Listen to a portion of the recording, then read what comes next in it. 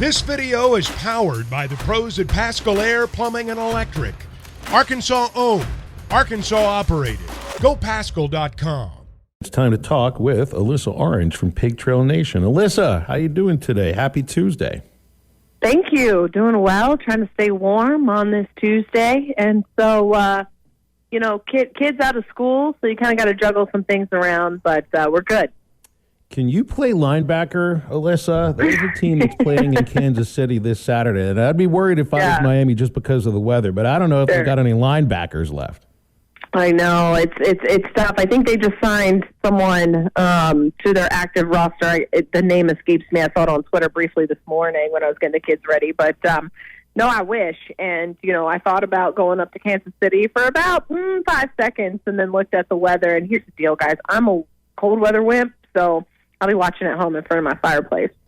Alyssa, what'd you think of the game last night? Did it kind of go what you thought Michigan was the better team last night?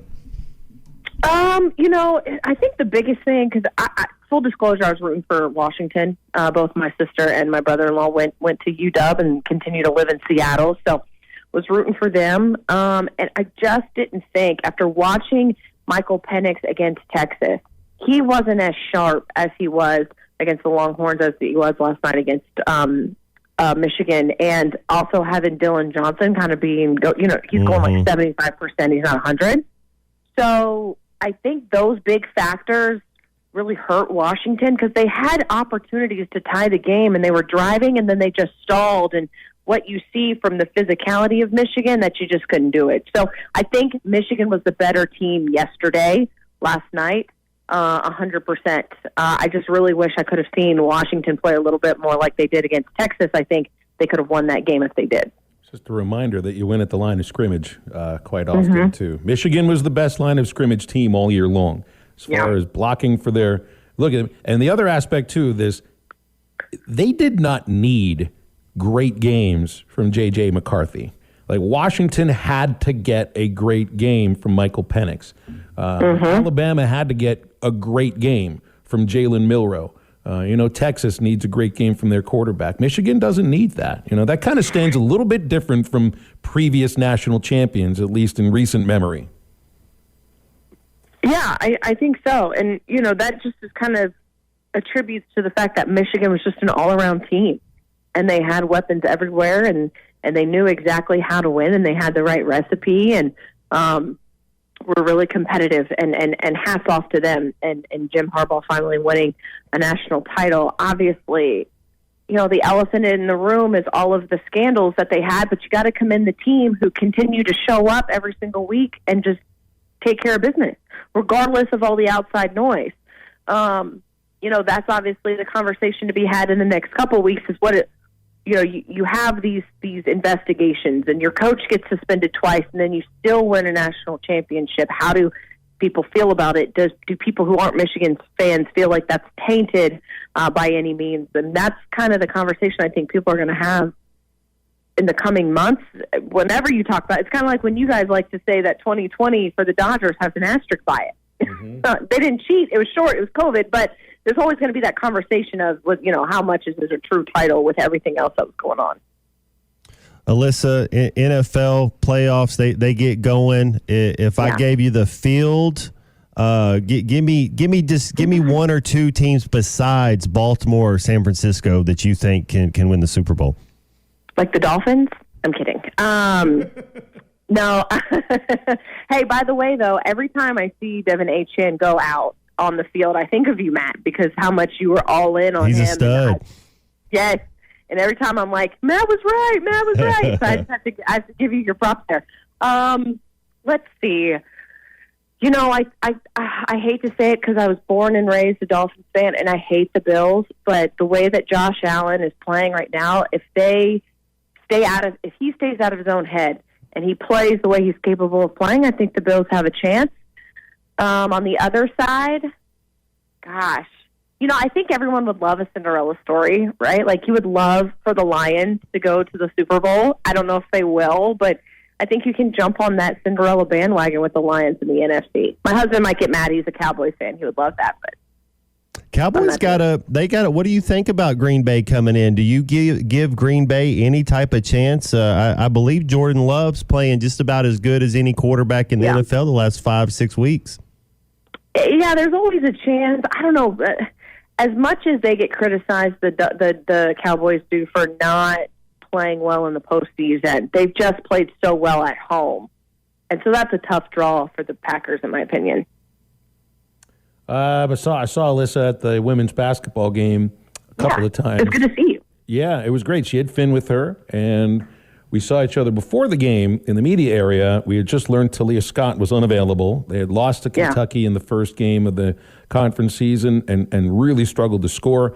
We looked at each other like, man, I don't know how great this is going to be. This might get ugly. Saw her at halftime when Arkansas was up by, I think, close to 20. We're like, I did not see that coming. They win by 40. Yep. That was, to me, one of the most I did not see that coming outcomes ever. Mm-hmm. Yeah, I think so, too. But I think that you also look at someone, and I don't know, we were talking about this in the office, right? So first off, Carly Keats comes into the starting lineup and does exactly what they need her to do, scoring 16 points. She played all 40 minutes. Mike talked about afterwards how she had such great practices leading up to that game. And so, like, you don't know what Talia's status is going to be because of the back injury. Mike has said, she could be fine tomorrow, or, it could just take a little bit. So you have her, which is nice. And I don't mean this in any way, and I'd love to get your opinion too, Phil, but sometimes it just appeared to me yesterday that Sam and Mac play so well together that you saw glimpses of an older Arkansas team without Talia Scott, who could score, who could distribute the ball, who could just have a feel for each other on the court. And Sam and Mac was feeling it. I think she scored the first 9 points of the game. Mm-hmm. And when she's on, and Mike talked about her needing to be more aggressive. When she is on, she's hard to stop. And I just felt like that team kind of looked like that team from last year that was playing so well together. And that's not saying that Talia Scott doesn't mean anything, because she does, but it just felt like Sam and Mac were really playing together well with Talia out. And everything was just working in their favor. Well, to me, it was also a reminder that, the way that the first game in conference goes is not a bellwether at all. Really, I mean, the first 2 or 3 games in conference are not bellwethers. You got to watch them play for the first, 7 to 8 to 9. And I'm trying to take that same attitude over to the men's team, obviously, as we segue into that. But I'm just, I didn't see it coming from the women's team, the way that they played against Georgia. And I guess I kind of have to expect or hope for one of those kind of performances this week, because I'm not sure if I see it coming right now. Yeah, here's the biggest difference I see with the women, because people are going, well, they lost to Kentucky the way that they did, then they beat the Georgia the way that they did, like, what's going on? And we know the way that this team is built, the offense, it's built around offense, and they have to be able to score, and some nights it's not falling. I don't care what you like Georgia. Poor Georgia couldn't buy a bucket on Sunday. That's just sometimes how the game goes, but that's not going to be that way all the time. With the men, though, it feels like an attitude thing. It feels like it's not a tangible thing. Like, you can't look at the stat sheet and say, okay, we weren't scoring today, but we know the scoring's going to be here because of X, Y, and Z. Like, for the men, it feels like something on the inside, internally, and I don't know how you fix that yet. Like, how do you turn that around when it's not something that you can fix on a practice court, because they practice just fine? It's what the attitude is in these games. And I think that's the biggest concerning thing for me with this men's basketball team, is how do you fix that attitude? I think that's very well said. I think that is very well said. Alyssa, we'll leave it there. Thanks for hopping on today. We won't have her next week because she'll be emceeing the women's basketball luncheon. So a couple of weeks, Alyssa, we'll do it again, okay?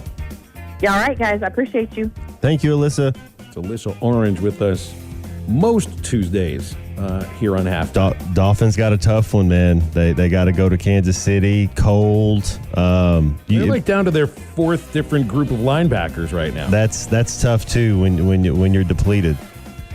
Yeah, I'd say there's a chance that could be the ugliest game of the weekend, especially considering like the hottest it's going to be, the warmest it's going to be on Saturday in Kansas City is maybe 21 degrees. It's going to get down to -4 on Saturday. Dolphins 7 o'clock. That weather. 7. It's a night game too. 877-377-6963, the McClarty Daniel hotline. Halftime will come right back after this. Hello, this is Kevin Cowan at KC Insurance, and I just wanted to tell you all about plans that we have for Arkansans. It's through the Affordable Care Act, formerly known as Obamacare. Most Arkansans can qualify for a plan for $10 a month premium or below. We are located at 912 Highway 6265 North in Harrison, Arkansas, in the Ace Hardware Shopping Center. Give Ricky Cowan a call at 870-517-1207. Thank you. Life insurance. Why are you putting it off? Can't afford it? Too much hassle? Think you don't need it? There's lots of excuses for putting off life insurance. But if you weren't there, who would pay the mortgage and other bills? With Ethos, you could be covered in 10 minutes and boom, family protected. Ethos, fast and easy online term life insurance. Up to $2 million in coverage with no medical exam. Some policies as low as $1 a day. Answer a few health questions and get your free quote at getethos.com. That's getethos.com. This is halftime. BetOnline is your #1 source for all your betting needs. Get the latest odds, lines, and matchup reports for baseball, boxing, golf, and more. BetOnline continues to be the fastest and easiest way to place your wagers, including live betting and your favorite casino and card games available to play right from your phone. Head to the website or use your mobile device to sign up today and get in on the action. Remember to use our promo code BELIEVE, that's BLEAV, for your 50% welcome bonus on your first deposit. Bet online, where the game starts.